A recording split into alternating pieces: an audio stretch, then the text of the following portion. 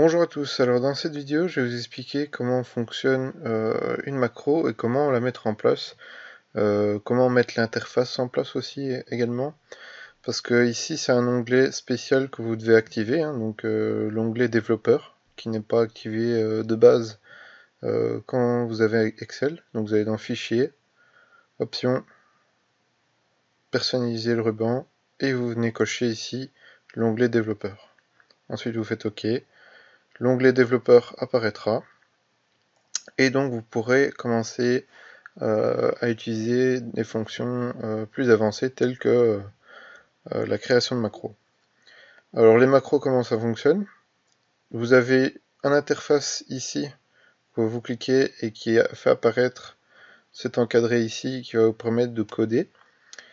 Et ici vous avez un bouton pour afficher les macros et les lancer directement. Donc ici simplement j'ai créé une macro qui va copier-coller une sélection ici avec ABCD. Et donc, une fois que vous les aurez créées, vous pourrez revenir sélectionner celle que vous avez envie à partir de cet onglet.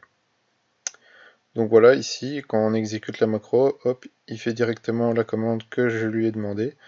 Donc, c'est-à-dire de venir sélectionner le range D5 à D8, de copier la sélection, de sélectionner F5 qui est la première cellule, et puis de coller ce qui a été copié juste auparavant. Alors ça évidemment c'est une fonction très simple, c'est juste pour montrer le fonctionnement. Vous pouvez évidemment très bien faire plein d'autres choses qu'on verra par la suite.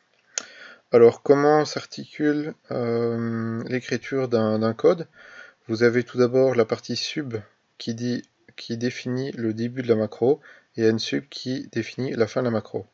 Alors cette macro peut être soit on peut rajouter public, donc ça permet tout simplement de définir que c'est une macro qu'on va pouvoir voir facilement ici.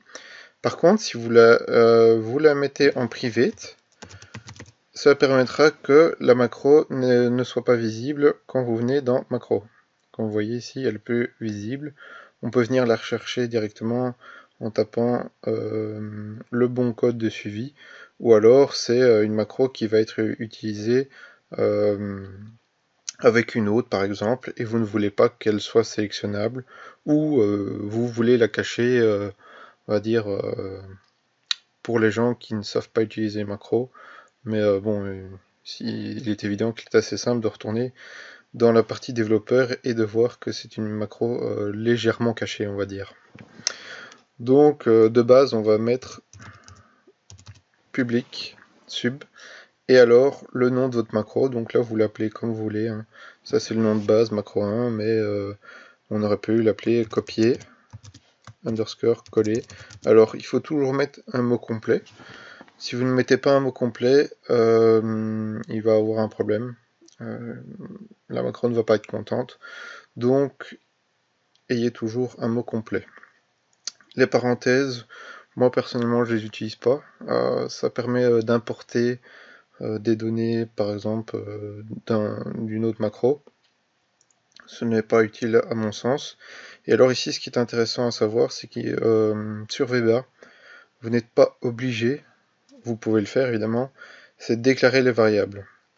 Alors si jamais vous voulez déclarer les variables, bon, vous faites par exemple public, je sais pas moi, la variable abcde, as integer par exemple.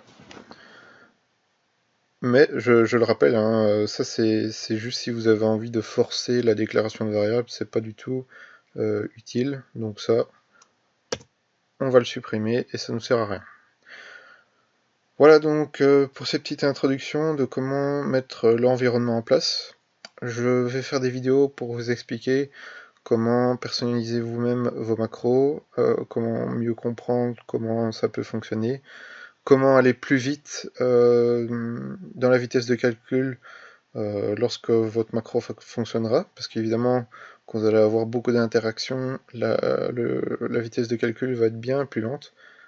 Bon, quand on n'a que quelques actions à faire, c'est pas très utile, mais quand on veut vraiment aller plus vite dans le développement, on pourra voir des manières d'aller plus vite pour qu'il y ait moins d'interactions et que ça calcule plus vite. Donc j'ai fait une série de vidéos débutants, intermédiaires et avancées. Avancées, c'est celle en VBA. Je vous invite à aller en dessous de la vidéo et voir la playlist qui correspond à votre niveau. Si jamais vous avez des lacunes, référez-vous aux différents niveaux. Je vous dis à très bientôt, ciao ciao.